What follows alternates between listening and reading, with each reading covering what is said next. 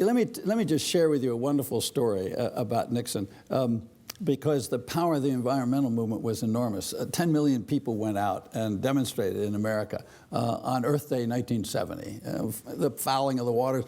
River outside of Cleveland, the Cuyahoga River, was bursting into flames from chemicals. There was slime all over the Potomac River. There was smog all over LA and so forth. People reacted to that. And within a year, Congress had passed 7 major pieces of environmental legislation. Clean Air Act, Clean Water Act, Safe Drinking Water Act, Anti-Toxic Substance Act, on and on. And they were all signed by that great tree-hugging environmentalist, Richard Nixon, who regarded himself as a buddy of big business leaders. He admired them. He loved to go, meet with them in San Clemente, go down to Florida, whatever, hobnob with them. And I asked Bill Ruckelshaus at one point, because Ruckelshaus was the first EPA director appointed by Nixon. I said, how did Nixon feel about the environment?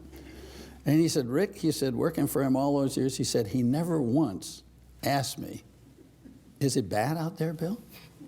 I mean, is there really slime in the Potomac River? Is it the auto emissions that are the cause? Is it sewage treatment plants? Is it DDT? Ruckelshaus had banned DDT.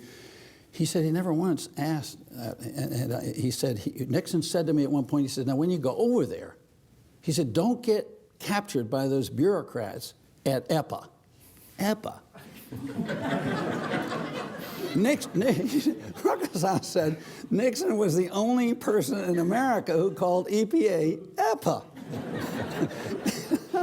That's what I said, so why did he do it, Bill? He said because he was a pragmatic politician. He said the public was demanding it. The public was outraged. The public forced him to do it. He said the people demanded it. We as a government had to show we were serious about this issue. He said that's the way democracy is supposed to operate. An amazing thought in today's world. That's the way democracy is supposed to operate.